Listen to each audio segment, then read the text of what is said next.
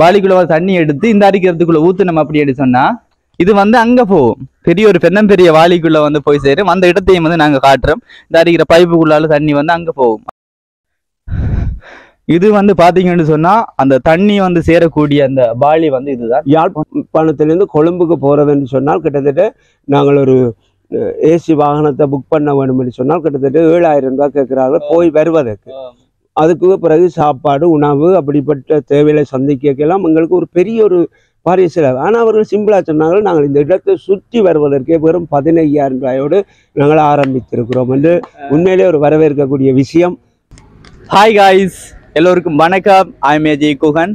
இன்றைக்கு வந்து ஆகஸ்ட் 14ஆம் தேதி எங்களினுடைய ஓல் ஐலண்ட் வோக்கன் லிஃப்ட் கேட்டு சுற்றுற பயணத்தில், அதாவது இலங்கை முழுவதும் வந்து நடந்து லிஃப்ட் கேட்டு சுற்றுற பயணத்தில் 6வது நாள் அப்படின்னு நினைக்கிறேன். 6வது நாள், நேற்று 5வது நாள். நேற்று வந்து நம்ம திக்கம் அப்படின்ற இடத்துல இருந்து ஜஃப்னா நோக்கி வந்திருப்போம். ஒரு அண்ணா மூலமா, அதாவது சுகன் அண்ணா மூலமா வந்து அவரோட கார்ல நம்மளை சுத்தி காட்டியிருப்பாரு. KFC, செல்வ சந்நிதி அப்படின்னு சொல்லி நிறைய இடங்களுக்கு வந்து போயிருப்போம். அது தாண்டி ஜஃப்னா டவுனுக்கு வந்து ஜஃப்னா கோட்டை கிட்ட வந்து நம்மளை இறக்கி விட்டுட்டு போயிருப்பாரு. அதோட வந்து ஜஃப்னா கோட்டையை சுத்தி பார்த்துட்டு நம்ம வந்து மன்னார் நோக்கி வந்திருப்போம். வர வழியில வந்து பூநகரி தாண்டி வரப்ப வந்து இருட்டாயிட்டு, கிட்டத்தட்ட 7 மணியை தாண்டிட்டு. அதனால நிக்கிறதுக்கு வந்து ஏற்பாடுக்கு நாங்க செய்யணும் தானே. அப்படி வர வழியில வந்து எங்களுடைய மதுசூதன் ஐயாவை வந்து பார்த்தோம். மதுசூதன் ஐயாவை வந்து நான் ஒரு பேட்டி ஒன்று எடுக்கிறேன். அதுக்கு முதல் வந்து விஷயங்களை வந்து சொல்லிட்டு வரேன். மதுசூதன் ஐயாவோட வீட்டில் தான் வந்து நின்று இருந்தேன். பெரிய ஒரு ஹெல்ப்பு. ஒரு 7:30 மணிக்கு போய் ஒரு வீட்டில் வந்து உதவி கேட்குறோம்னு சொன்னால் நிற்க போகிறோம் அப்படின்னு சொல்லி எல்லாரும் அப்படி டக்குண்டு வந்து ஒத்துக்கொள்ள மாட்டாங்க. இருந்தாலும் அந்த ஐயா வந்து எங்களை அன்பா வந்து ஆதரிச்சு சாப்பாடெல்லாம் போட்டு பெரிய ஒரு ஹெல்ப் ஒன்று செஞ்சிருந்தாரு. ஐயாவுக்கு நன்றிகளை சொல்லுவோம். ஐயாவையும் வீடியோவில் நாங்கள் கொண்டு வரோம். அடுத்து வந்து இப்போ நாங்கள் நின்ற ஏரியாவை வந்து உங்களுக்கு காட்ட போகிறோம். வேற லெவல் உங்களுக்கு ஒரு அனுபவம். இந்த ட்ரிப்ல வந்து இந்திய நாள் பயணம் வந்து தொடங்க போகுது. இங்கிருந்து இந்த நாலாங்கட்டைன்னு ஐயா, நான் அஞ்சாங்கட்டை, அதாவது பூநகரி தாண்டி வரக்குள்ள வந்து அஞ்சாங்கட்டை அப்படின்ற இடத்துல தான் நின்றுருந்தோம். இது தாண்டி இப்படியே மன்னார் போறது தான் இந்திய பிளான். மன்னார் போய் மடுமாதாவுக்கு போவோம். அதே மாதிரி திருக்கேதீச்சரத்துக்கும் போவோம். அப்படியே போய் அனுராதபுரம் நோக்கி போவோம் அப்படின்னு நினைக்கிறோம் இன்னைக்கு. ஓகே, இந்த நாங்கள் நின்ற சூழலை வந்து உங்களுக்கு காட்ட போறோம். அப்படியே பின்தொடர்ந்து வாங்க. ஃபர்ஸ்ட்டுக்கு கிணத்தடியில இருந்து வருவோம். இப்போ பார்த்தீங்கன்னு சொன்னா நம்ம ஐயக்காட்சி என்ற இடத்துல வந்து நின்றுருப்போம். ஐயக்காட்சி இடத்துல நின்றே மாதிரி ஒரு சூழல் தான் நிச்சயம். இது வந்து நாங்க அதாவது குளிச்ச இடம் அப்படின்னு சொல்லலாம். கிணறு. இது வந்து பைப். நீங்க பார்த்த உடனே நினைச்சிடக்கூடாது கரண்ட்ல வேலை செய்யற பைப்னு சொல்லி. அதாவது இது வந்து வாளி. இந்த வாளியை வந்து நம்ம கிணத்துக்குள்ள தண்ணி வந்து குறையத்தான் கிடக்குது. அதனால அந்த இதை எடுத்து வாளிக்குள்ள தண்ணி எடுத்து இந்த அரிக்கிறதுக்குள்ள ஊத்துனோம் அப்படின்னு சொன்னா இது வந்து அங்க போகும். பெரிய ஒரு பெரிய வாளிக்குள்ள வந்து போய் சேரும். அந்த இடத்தையும் வந்து நாங்க காட்டுறோம். இந்த அரிக்கிற பைப்புக்குள்ளால தண்ணி வந்து அங்க போகும். அதாவது வலு வீடு கடத்தல் தொகுதி மாதிரி தான் இதுவும். ஒரு இடத்த உற்பத்தி செய்யற வலு வந்து இன்னொரு இடத்த போற மாதிரி இதுவும் வந்து அதே மாதிரி. இதுக்குள்ள வந்து தண்ணியை வந்து ஊத்துனோம்னு சொன்னா இந்த தண்ணி அப்படியே அங்க போய் அந்த பெரிய ஒரு வாளிக்குள்ள வந்து தண்ணி சேரும். அந்த தண்ணியை எடுத்து நம்மளோட தேவைகளுக்கு வந்து பயன்படுத்தி கொள்ளலாம். அதாவது குளிக்கிறது, உடுப்பு கழுவுறது. அப்படி நாங்க வந்து நைட்டு குளிச்சுட்டு இருட்டுக்கு வந்து அப்போ வீடியோ எடுத்திருக்க மாட்டோம். உடுப்பெல்லாம் கழுவி போட்டுட்டு இப்போ வந்து காஞ்சிட்டுது. கொஞ்சம் ஈரத்தன்மை இருந்தாலும் அதை அட்ஜஸ்ட் பண்ணிக்கொண்டு நாங்கள் உடுப்பெல்லாம் மடித்து வச்சுட்டு இப்போ ரெடியாக இருக்கிறோம். இப்போ அந்த தண்ணி போய் சேரக்கூடிய அந்த வாளி இருக்கிற இடத்த வந்து காட்டுறோம். அப்படியே பின்தொடர்ந்து வந்து கொண்டிருங்க.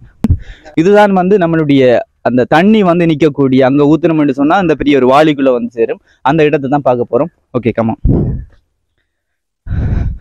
இது வந்து பாத்தீங்கன்னு சொன்னா அந்த தண்ணி வந்து சேரக்கூடிய அந்த பாலி வந்து இதுதான். இப்ப வந்து அரைவாசிக்கு தண்ணி இறுக்கி நாங்க வந்து காலையில வந்து இரவு வந்து இப்படிதான் குளிச்சோம். இது ஃபுல்லா நிரப்பி இந்த அரிக்க 2 வாளியும் வந்து நிரப்பி அதுக்குள்ள வந்து இந்த பக்கெட்டை வந்து போட்டு அது மூலமா தான் குளிச்சோம். உங்களுக்கு பாத்தீங்கன்னா தெரியும், இந்த கொச்சி எல்லாம் வந்து மதுசூதன் ஐயா வந்து வச்சிருக்கிறார் அழகழகா. ஓகே, இதுதான் வந்து எங்களுடைய இன்றைய குளிச்ச இடம் அப்படின்றத சொல்லிக்கொள்றோம். ஒரு நல்ல அனுபவம் அப்படின்னு சொல்லலாம் உண்மையிலேயே ஆசை. இப்ப வந்து நாங்க இரவு வந்து ஐயாட வீட்டுல வந்து நின்று இருந்தோம். ஆனா அஞ்சாங்கட்டைன்னு ஐயா, அஞ்சாங்கட்டையில நின்று இருந்தோம். இப்ப நாங்க வந்து இலங்கை ஃபுல்லா வந்து சுத்தி கொண்டு இருக்கிறோம். சுத்தி இரவு வந்து அந்த விளக்கத்தை வந்து உங்கள்ட்ட சொன்னேன் சொல்லியிருந்தாலும் அதை அப்ப என்ன நினைச்சீங்க நீங்க? உண்மையிலேயே இதை குறித்த ஒரு சந்தோஷமான ஒரு விஷயம், அதிசயமான விஷயமா இருக்கு. இப்ப எத்தனையோ விஷயங்கள் இருக்கிறது. என்றாலும் இந்த இவர்கள் மேற்கொண்ட பயணத்தை கேட்ட பொழுது மிகவும் அதிசயமாக இருந்தது. என்னென்னு சொன்னால் கிட்டத்தட்ட நாங்கள் ஒரு மாவட்டத்தை சுற்றி வருவது என்று சொன்னால் அந்நிலவா 10,000 15,000 ரூபா செலவுக்குள்ளே நாங்கள் கடந்து செல்ல வேண்டிய ஒரு சூழ்நிலை ஏற்படும். ஒரு மாவட்டத்தை வெறுமையாக சுற்ற இயலாது. நாங்கள் அதில் உள்ள எல்லா இடங்களையும் பார்த்து அனுபவங்கள் ரீதியான சில காரியங்களை நாங்கள் கண்டு மக்கள் நடுவில் அதை விழிப்புணர்வுக்கோ இல்லை அது ஒரு தெரியப்படுத்துகிற ஒரு விஷயமாகவோ நாங்கள் அறிவிக்கிறதா இருந்தால் கொஞ்சம் நேரம் எடுத்து அந்த மாவட்டத்தை சுற்ற வேணும். உண்மையிலே சுற்றுறாண்டா கிட்டத்தட்ட ஒரு 15,000 ரூபாய்க்கு மேலே அந்த பணத்தை ஒரு மாவட்டத்தை சுற்றுவதற்கு 15,000. ஆனால் இவர்கள் எடுத்த முயற்சி 25 மாவட்டங்களையும் பரிபூர்ணப்படுத்தணும். அவர்கள் தொடங்கிய நாள் ஆகஸ்ட் 9ஆம் தேதி, இன்றைக்கு 14ஆம் தேதி, 6வது நாட்கள் ஆகிவிட்டது. ஆனால் 6 மாவட்டங்களையும் அவர்கள் முடித்து விட்டார்கள். மிகவும் சந்தோஷமாக இருக்கிறது. அப்போ நான் இவர்களை கேட்டேன், நீங்கள் கொண்டு வரைக்கும் உங்களுடைய கையில் எவ்வளவு பணம் இருப்பு கையில் இருக்குது, அந்த பணத்தை எவ்வளவுக்கு நீங்கள் கொண்டு வந்தீங்கன்னா அவர் சொன்னால் தங்களிடத்தில் இருக்கிற பணம் வெறும் 15,000 ரூபாயோட நாங்கள் வெளிக்கிட்டு நாங்கள்.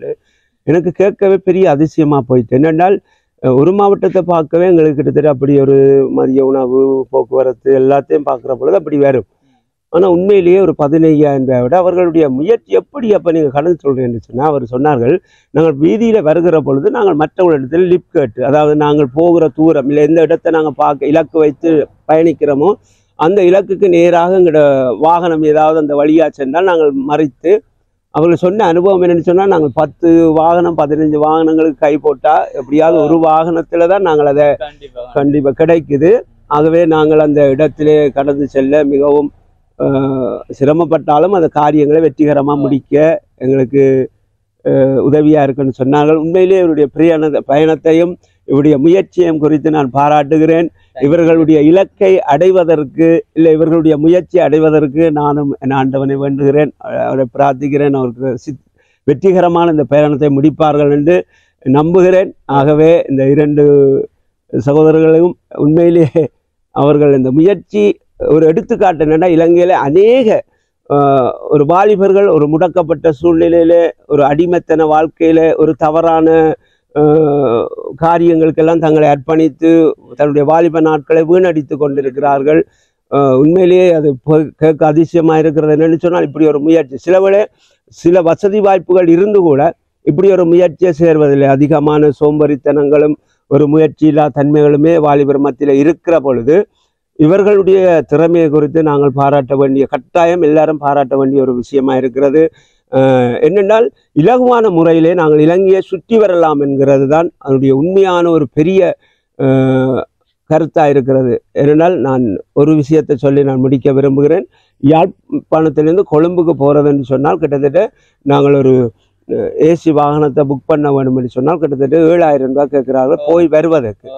அதுக்கு பிறகு சாப்பாடு உணவு அப்படிப்பட்ட தேவைகளை சந்திக்கலாம் எங்களுக்கு ஒரு பெரிய ஒரு பாரிய செலவு. ஆனால் அவர்கள் சிம்பிளாக சொன்னார்கள், நாங்கள் இந்த இடத்தை சுற்றி வருவதற்கே வெறும் 15,000 ரூபாயோடு நாங்கள் ஆரம்பித்திருக்கிறோம் என்று. உண்மையிலே ஒரு வரவேற்கக்கூடிய விஷயம். நல்லது, தேங்க்யூ, காட் பிளஸ் யூ. கடவுள்களை இன்னொரு கேள்வி உங்கள்கிட்ட கேட்கணும். என்னன்னு சொன்னா, இப்ப நாங்க இரவு வந்த உடனே இப்ப தங்க வைக்கலாமா இல்லையான்றத எதை பார்த்து முடிவு செஞ்சீங்க?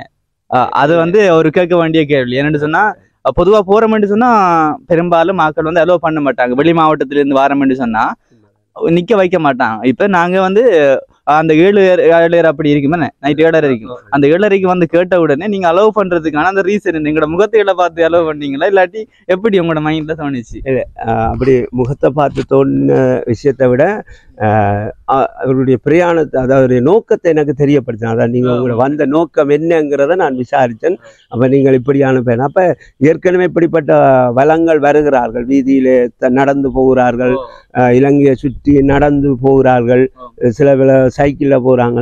அப்படி ஒரு அனுபவம் உள்ள வீடியோக்களை நான் பார்த்துருக்குறேன். அப்போ அந்த ரீதியில் இவர்களை பார்த்து அப்படி ஒரு தோற்றத்தோட அப்படி ஒரு வடிவமைப்போட அதுக்குரிய ஆயத்தங்களோடு இருந்தீங்க. அப்போ எனக்கு அதை பிடிச்சு கொண்டு, அதை விட இந்த சூழ்நிலையில் நான் யாரையாக இருந்தாலும் அப்படி ஒரு விருப்பம் எனக்கு இருக்குது, ஏற்றுக்கொள்கிற மனப்பான்மை. அதை விட இன்னொரு விஷயம், எனக்கு அந்த சொன்ன மாவட்டம் எனக்கு மிகவும் பிடிச்ச ஒரு மாவட்டம். மட்டக்களப்பு மாவட்டம் என்றதும் எனக்கு ஒரு பிடிச்ச ஒரு மாவட்டம். என்னென்னா பல நண்பர்கள் உறவுகள் என்னை சார்ந்தவர்கள் அங்கே இருக்கிறார்கள். அதால நான் அவர்கள் ஏற்றுக்கொண்ட வாய்ப்பு இருந்தேன். ஓகே, அடுத்த விஷயம் இன்றைக்கு காலை சாப்பாடு வந்து அம்மா பாட்சோறு, இலங்கையின் தேசிய உணவு வந்து பாட்சோறு செஞ்சு வந்திருந்தாங்க. அம்மா பின்னுக்கு நிற்கிறாங்க, வீடியோவில் வர மாட்டாங்க அப்படின்றதால அம்மாவுக்கு மிகப்பெரிய நன்றி நாங்கள் சொல்லிக்கொள்கிறோம். பாட்சோறு, பலாப்பழம் வெட்டி தந்திருந்தாங்க, காலையில் பிளேண்டி வச்சு தந்திருந்தாங்க. நைட்டு வந்து குளிச்ச உடனே எங்களுக்கு குளிக்க முதல் வந்து வந்த உடனே பிளேண்டி போட்டு தந்திருந்தாங்க. எல்லாம் வந்து அவங்களோட பிள்ளை மாதிரி எங்களை பார்த்துக்கிட்டு இருந்தாங்க என்று தான் சொல்லணும். அம்மாவுக்கு வந்து நன்றியை சொல்லிக்கொள்ளும். அம்மாவோட பேர் என்னம்மா? மஞ்சு. மஞ்சு. பெயரையும் சொல்றது வைக்கப்படுறாங்க, இருந்தாலும் பரவாயில்ல, சொன்னதான் சரி எங்களுக்கு. அடுத்து வந்து இதுதான் வந்து நாங்கள் நின்ற வீடு. இப்போ வந்து டைம் வந்து கிட்டத்தட்ட 9:30 தாண்டி போய் கொண்டிருக்கு. இனி ரோட்டுக்கு இறங்கி நாங்கள் எங்களோட பயணத்தை ஆரம்பிச்சாதான் மன்னார் போய் சேரலாம் அப்படின்னு சொல்லிக்கொள்கிறோம். இந்த இடத்திலிருந்து நாங்கள் விடைபெற போகிறோம். ஐயாவுக்கு மிக்க நன்றி. நன்றி. நீங்கள் மட்டக்களப்பு இப்போ சொன்னீங்க ஒரு விஷயம், மட்டக்களப்பு என்றாலே எங்களுக்கு பிடிச்ச ஒரு இடம், நண்பர்கள் நிறைய பேர் இருக்கிறாங்க அப்படின்னு சொல்லி நீங்கள் இரவும் சொல்லியிருந்தீங்க அந்த விஷயத்த. ஓகே, நீங்க மட்டக்களப்பு வந்தா எங்களை கண்டிப்பா மீட் பண்ணணும், எங்களோட வீட்டை வரணும் அப்படின்றதையும் சொல்லிக்கொள்றேன். Okay okay, thank you. கட்டாயம் நாங்கள் வருவோம், வர்றதுக்கான வாய்ப்புகள் இருக்கு, கட்டாயம் வருவோம். ஒரு விஷயம் வந்து இன்னொன்று சொன்னதை நீங்க சொல்லக்கூட நாங்கள் அவதானிச்சோன்னா, நிறைய பேர் வந்து சுத்துறாங்க இந்த இலங்கையை. இருந்தாலும் 1 இயருக்கு முதல் வந்து நான் வடமாகாணம் ஃபுல்லாக சைக்கிளில் சுற்றுனேன் அப்படின்றது உங்கள்ட்ட இரவு சொன்ன நான் நினைக்கிறேன். சுற்றி அதுக்கு பிறகுதான் வந்து இந்த சில வேலைகளால் வந்து நான் டிராவலிங்கை வந்து நிப்பாட்டி வச்சிருந்தேன்னா, இப்போ வந்து 1 month லீவ் அப்படின்றதால இந்த இலங்கையை வந்து லிஃப்ட் கேட்டு சுற்றி கொண்டு இருக்கிறேன். உண்மையிலே இன்னொரு விஷயத்தை நான் சொல்ல கடமைப்படுறேன். என்னன்னு சொன்னால், இது முடியாதண்டு இருக்கிற வாலிபர்களுக்கு ஒரு பெரிய எடுத்துக்காட்டு. அதாவது இந்த இலங்கை காசு இல்லை, பணம் இல்லை, பொருளாதாரம் இல்லைங்கிறவர்களுக்கு ஒரு முக்கியமான ஒரு எடுத்துக்காட்டு. தயவு செய்து இப்படிப்பட்ட முயற்சியில வாலிபர்கள் இறங்கினா வெற்றிகரமான ஒரு காரியத்தை நீங்கள் கண்டடைவீர்கள். உண்மையிலே ஒரு பெரிய அதிசயமாக இருக்கிறது. உண்மையிலே இன்னொரு விஷயத்தை நான் சொல்லுகிறேன். நாங்கள் இவர்களுடைய வயசுல இருந்த காலத்துல பக்கத்து ஊருக்கு போறதுக்கே இந்த தகப்பனார் தாயார்கள் அனுமதிக்க மாட்டாங்க. சிச்சுவேஷன் இருந்தது, சூழ்நிலைகள் இருந்தது, பக்கத்து ஊருக்கு போய் தங்குவதோ விருப்பப்படாதவர்கள். ஆனா இந்த சூழ்நிலை கொஞ்சம் ஃப்ரீடமா இருக்குது. உண்மையிலேயே ஒரு எடுத்துக்காட்டாகவும் இருக்குது.